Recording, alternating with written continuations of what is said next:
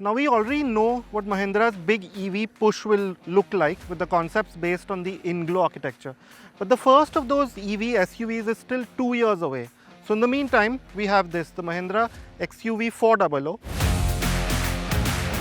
which as the name suggests is the electrified version of the XUV300, and will take on the likes of the Nexon EV Max and the ZS EV.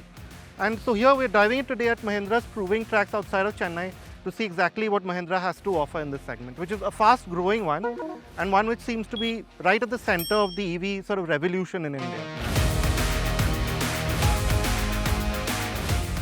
So now we'll quickly take you through what's changed for the XUV300 to become the XUV400. And as you can see from the copper highlights, that it's part of the XUV family of Mahindra SUV. So you have this copper Twin Peaks logo and these X motifs throughout the frontal fascia of the car. Of course, there's no grille anymore. And this has become a bit more angular. And again, those copper highlights, they are a recurring theme throughout the car. So you see it here as well and below here too.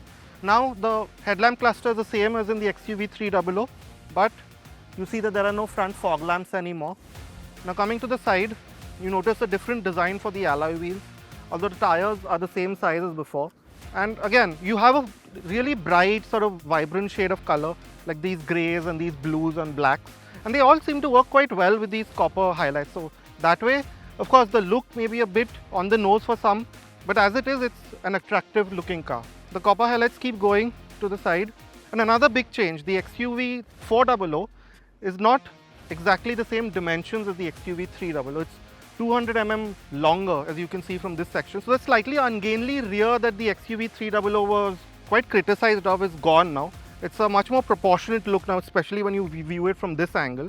The tail lamp cluster has changed. Now you have these clear lens elements, although the basic design remains the same. And again, those cross copper motifs that you saw in the front, they're repeated in the tail lamps as well.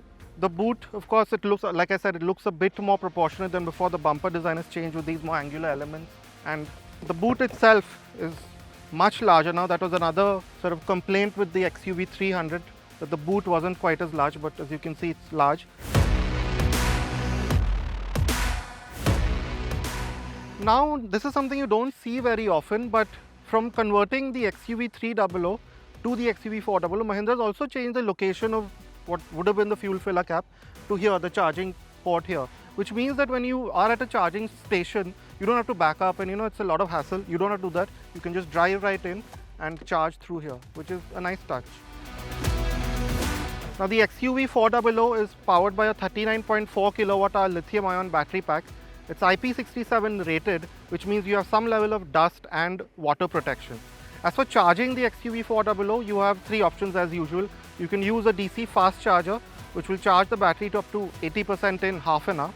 Or you can put up an AC wall box at your home, which charges it in a relatively quick 6.5 hours. Or of course, if you're stranded somewhere, you don't have access to any of those, you can still charge it from a 3-pin socket, which is a good option to have, but that'll still take you about 13 hours. Now with EVs, you're seeing stuff that you probably would have never seen in a small compact SUV before. For example, the spoilers you can see, it's actually a device to reduce drag. So the air comes in from here and comes out from here. Something you would see in maybe a sports SUV first, you're seeing it in something like an XUV400 now. Now as for the interiors of the XUV400, they're pretty much a straight lift from what you get in the XUV300, but of course there are some changes. To start with, you have this all black shade, which looks nicer, at least in our books, than the sort of plain beige and black that you have in the combustion engine version. But some of the things that we don't like is these switches, which we think should have been changed to something a bit more modern. And similarly, you've lost some features. For example, you don't get dual zone climate control anymore. You don't get the steering modes anymore. But that said, the XUV400 is still reasonably well equipped. You get auto headlamps, you get 7-inch touchscreen, you get height adjustable seats, a sunroof, these being the highlights. But aside from that, the XUV300 is one of the larger cars in this segment, and that continues unchanged even here. So you have a great view out, you have good shoulder room here, comfortable seating, and the windows are large, so that is not a problem at all. Now coming back to the features, we also would have liked maybe a digital instrument cluster, you know, with EVs and the buyers of EVs being so technologically savvy, that could have been an addition. And this touchscreen is an older unit, so maybe that could have been updated. But again, for what is there is usable, and you anyway have Android Auto and Apple CarPlay. Plus you have a wider range of connected car features, so that should be another bonus. Now in terms of the way the XUV400 is built, again it's very similar to the 300. You have the same pretty decent quality of plastics. There aren't too many soft surfaces aside from the common touch points such as this bit here, this bit here. But you have this nice sort of weave to the steering wheel, this grip. The buttons, maybe they look a bit dull because they are the same color as the rest of the cabin, but they feel and function well enough. But probably the nicest bit of the XUV400's cabin is this new gear shifter. It looks like it's from a much more expensive car.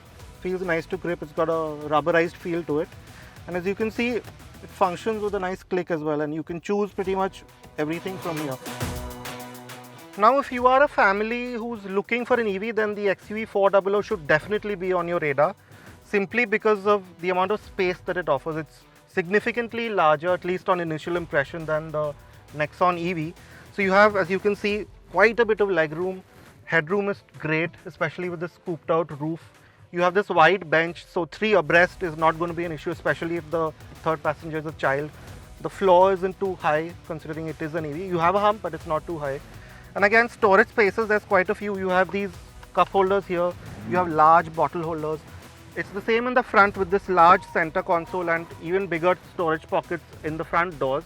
Now the only thing that we don't like in the back seat is probably the cushioning on the backrest. It's a bit too firm for our liking, but again, it's totally dependent on how you like it. And another nice touch which sort of breaks up the otherwise monotonous grey cabin are these nice blue stitchings along the seats and here. They sort of give you the slightly vibrant EV type feel which we quite like. Now the XUV300 is a 5-star rated car in terms of safety, and I think that should carry over to a large extent in the XUV400. You get 6 airbags, at least in the top variants. You get ABS, you get rear disc brakes. But other than that, it should be a safe structure to begin with.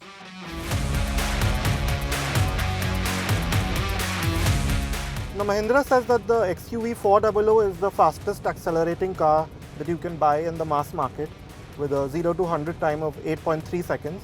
Now we can't put that claim to test, but Mahindra also says that its top speed is 150 kilometers per hour.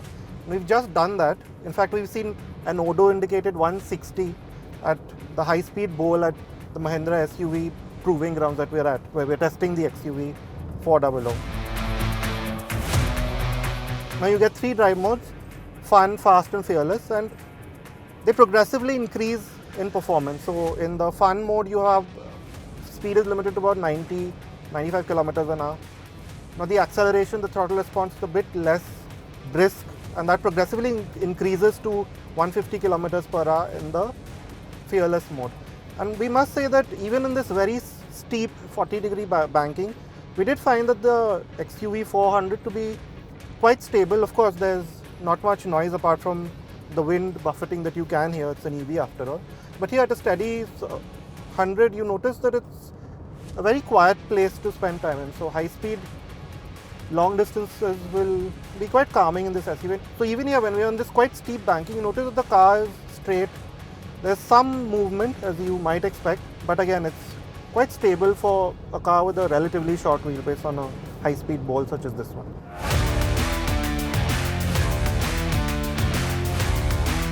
Now, of course, we are in a controlled environment of this test track, and these XUV400s that we are driving aren't exactly production ready. There's still some software work to be done on it. So from what we've seen so far, the 400 seems like it'll be a competent city car, pretty much like most EVs are. So in the fun mode, you have a decent amount of performance. It's perfectly enough for you to get around your daily maybe commute. And then when you want a bit more power, the fast mode too is helpful. Although we would have liked maybe the throttle response to be a bit less sharp as you progress through the modes. But other than that, it's a perfectly usable car in both those modes. It's got that steady sort of typical EV torque that you like so much, and yeah, so that pretty much makes it a very usable car in the city. And in terms of how it rides and handles, again, it's typically like an EV. You have that slightly stiff feeling through the suspension, say over expansion joints or over potholes and manhole covers. But apart from that, say on a smooth road such as this one, it stays flat, it stays level, it stays well poised. So in that way, it is quite confidence inspiring. Now some of the things that we would have liked to have been better, and these have sort of carried over from the XUV300, is the feel from the steering. There isn't too much feedback, it's quite light, so say when you're on a long corner such as this one, you are sometimes second guessing what the car is doing.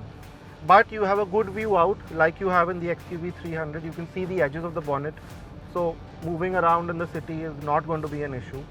And similarly the braking, now as you progress through the modes you get varying degrees of regen, which we can't show you because the regen sort of gauge isn't exactly tuned as, and we can't even tell you what the range sort of figure is like in the real world. Although we think about a 300 kilometer range, in the real world 300-350 is achievable. But what we would have liked with the regen is that the transition between the braking and the regen could have been a bit smoother. The throttle pedal feels a bit sharp when you apply it, when you're switching over from regen to the physical brakes. So coming to a complete halt easily is not very easy. But apart from that, the regen itself seems quite strong, and you have this L mode which is quite useful. It's typically what B mode would be in many of these EVs and hybrids, and as you can see we're coming to a complete halt. It can do that, and you don't have paddles to control the regen, which makes this L mode extremely useful in the city. So you can pretty much one pedal drive in the city, just control your speed and deceleration through the accelerator, which will make it even more easy and even more efficient to drive in the city. Now to go back to the way the XUV400 handles, there is good news here. Now we didn't like the steering, but the body movements, they are quite confidence inspiring. As you can see, the car, there's not too much body roll, mainly thanks to all the weight being below you. And the car stays true to its line. So like the recent spate of Mahindras, the XUV400 is again quite a nice car to drive. Now the XUV400 only goes on sale by January of 2023. But given a choice, would you pick one? See, we can't tell you exactly how efficient it is, but with over 450 kilometers of range, even on the AREA cycle, there is reasonable, usable real-world range to be had from the car, we think at least. And we would have liked a few more features, maybe at par with what you get in the XUV300, but aside from that, the car is spacious, it's comfortable, it's nice to drive, and you have all the benefits that you look for in an EV in the XUV400. So we think, generally, this should be another successful product from Mahindra.